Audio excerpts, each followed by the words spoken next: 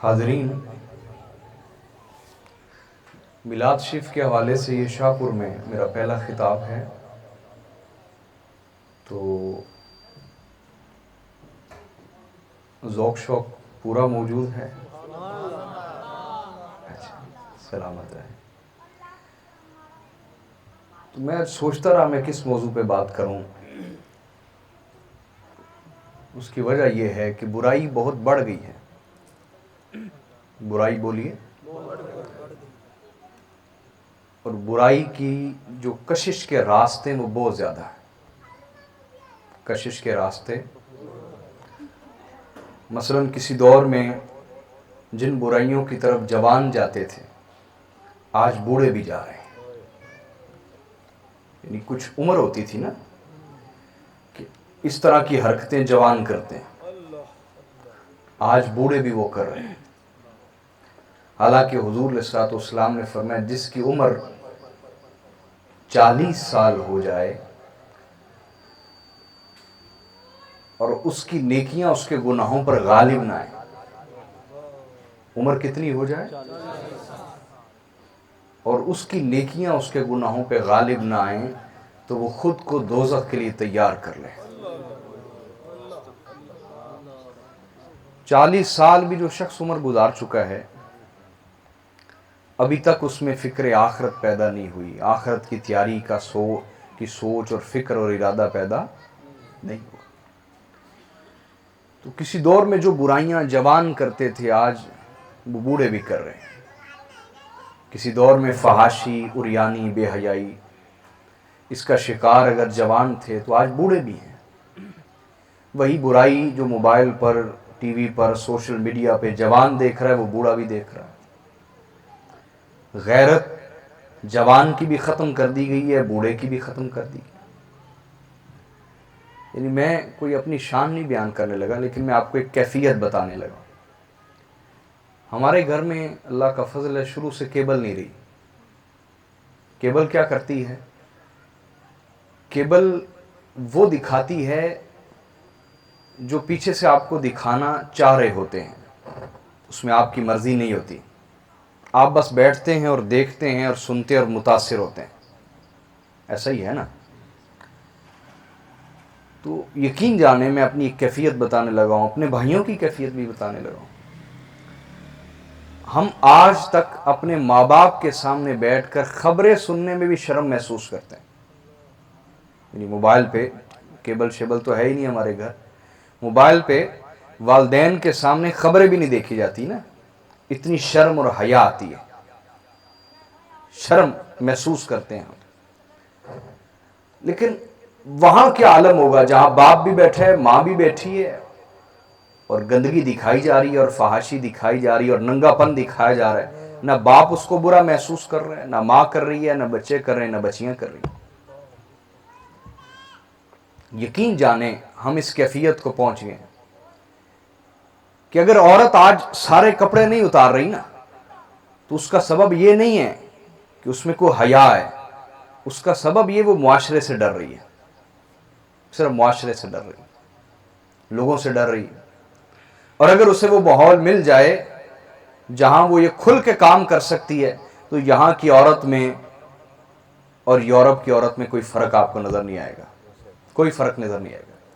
خصوصاً اس کی جھلک آپ ایک شادی کے موقع پہ دیکھ سکتے ہیں۔ شادی کے موقع پر اچھی ولی عزت دار گھرانے کی جو بچیاں ہوتی ہیں ان کا بھی لباس، انداز، طور طریقہ وہ یہ خوب ظاہر کرتا ہے کہ یہ ایک معاشرے کا ڈر ہے، جس کی وجہ سے یہ عام روٹین کے دنوں میں کچھ سر پہ دوپٹہ رکھ لیتی ہیں، کچھ حیا کا اظہار کر لیتی ہیں، اور جہاں ان کو پتہ ہے کچھ تھوڑی سی چھوٹ مل جانی ہے تو وہاں مائیں خود بچیوں کے ساتھ مل جاتی۔ تو حاضرین، حق بات تو یہی ہے کہ ہم ایک لٹا پٹا قافلہ ہیں۔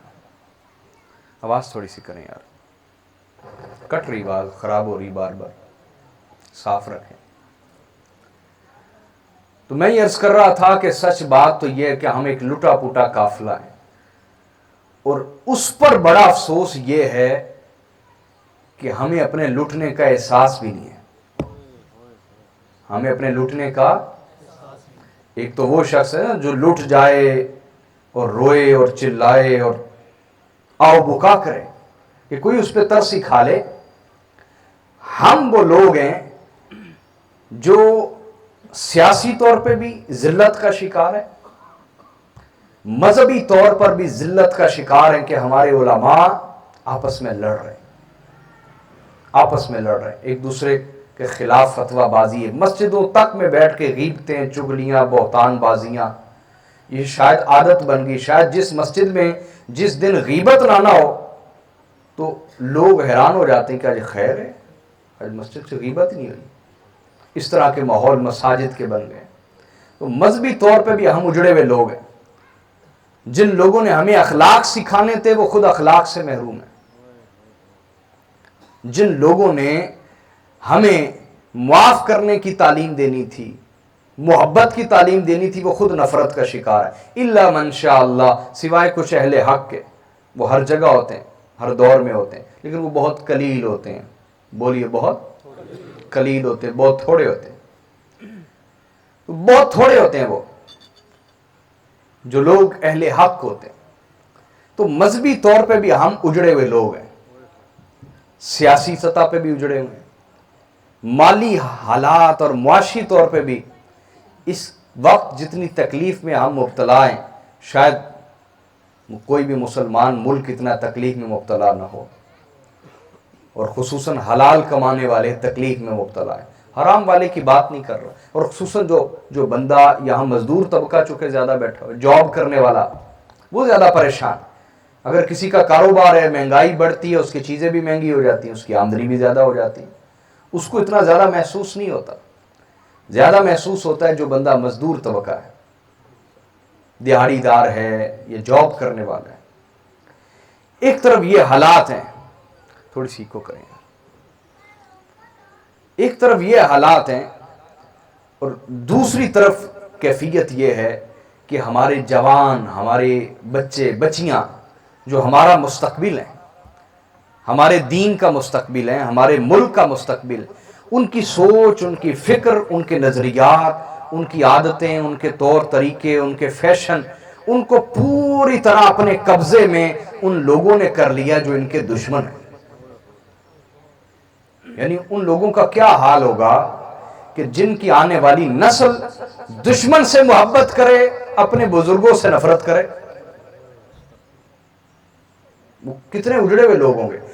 ہماری اس وقت یہاں یوتھ زیادہ بیٹھی، جوان زیادہ بیٹھے ہوئے. میری بات پہ غور کریں، میں صحیح کہہ رہا ہوں یا نہیں کہہ رہا. یعنی کسی کے لیے پاکیزہ رہنا مشکل ہے. پاکیزہ رہنے پر تانا دیا جائے گا، زانی بدکار ہونے پہ کوئی تانا نہیں ہے. آج جس ہم دور سے گزر رہے ہیں، میں ٹھیک کہہ رہا ہوں یا نہیں؟ ایک جوان اگر زانی نہیں ہے اس کو تو ہر کوئی تانا مارے گا، شاید یہ مرد ہی نہیں ہے. ہاں جی. اور جو زانی بدکار ہے وہ سینہ چوڑا کر کے پھر رہا ہے. جب برائی ہمارے جوانوں کے لیے برائی اتنی مزین سجا کے پیش کر دی جائے گی تو ایسے حالات میں ہماری بہت بڑی ذمہ داری تھی کہ ہم اپنی نسل کو سنبھال لیتے. لیکن ہم آپس میں لڑتے رہے اور کفر اور اہل کفر ہماری نوجوان نسل، خصوصاً پڑھا لکھا طبقہ جو ہے، ان پڑھ کی بات نہیں کر رہا، پڑھا لکھا طبقہ، وہ آپ کی محفلوں میں نہیں آتے. آپ کا پڑھا لکھا طبقہ آپ کی محفلوں میں نہیں آتا، وہ آپ سے متاثر ہی نہیں ہے، وہ آپ کی گفتگو سے متاثر نہیں ہے، وہ آپ کی تقریروں میں ہونے والے مذہبی جھگڑے اور مذہبی گالیوں سے ہی متنفر ہو چکا ہے. تو حاضرین، ایسے دور میں جب ہم ہر حوالے سے کسی نہ کسی حملے کا شکار ہیں، خرابی کا شکار ہیں، بربادی کا شکار ہیں، اور بربادی پر بربادی یہ ہے کہ ہمارے بڑوں کو اس کا احساس بھی نہیں کہ ہماری نسل لٹ رہی ہے، ہماری نسل برباد ہو رہی ہے. ہم اپنے بچوں کو، اپنے جوانوں کو، اپنی بچیوں کو، بیٹیوں کو وراثت میں کیا دے رہے ہیں؟ وراثت میں ہم منبر کے ذریعے سے اپنی نسلوں کو کیا پیغام دے رہے ہیں؟ صرف یہی کہ مذہب کے نام پر جھگڑو اور اپنی صلاحیتیں کفر کے نام پر کر دو، اپنی صلاحیتیں موبائل، سوشل میڈیا، آوارگی، عیاشی، زنا اور نشے کے نام کر دو۔ آج ایک جوان کی زندگی کا دو مقصد بن چکے ہیں، ایک زنا، دوسرا نشہ۔ یہ دو ہی مقصد ہے زندگی کے۔ نشہ پورا ہوتا ہو ٹھیک ہے، جوانی صحیح گزر رہی ہے۔ زنا مل رہا ہے، آنکھوں کا زنا مل رہا ہے، ہاتھوں کا زنا مل رہا ہے، شرمگاہ کا زنا مل رہا ہے، ٹھیک ہے، جوانی کا مقصد پورا ہو رہا ہے۔ اب ایسے حالات میں جو قوم کا درد رکھتا ہو وہ بیچارہ رو ہی سکتا ہے، اور کیا کر سکتا ہے؟ یا فریاد کر سکتا ہے، یا آپ کے سامنے چلا سکتا ہے، چیخ سکتا ہے، رو سکتا ہے، یہی کر سکتا ہے نا بھائی؟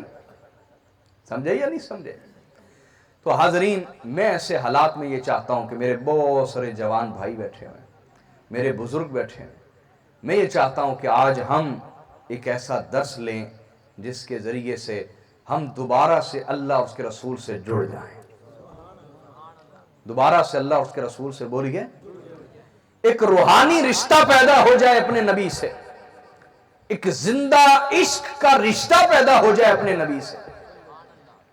اگر یہ شروعات ہو جاتی ہے تو مجھے امید ہے یہ میری بھی بخشش کا سبب بنے گا، آپ کی بخشش کا سبب بنے گا۔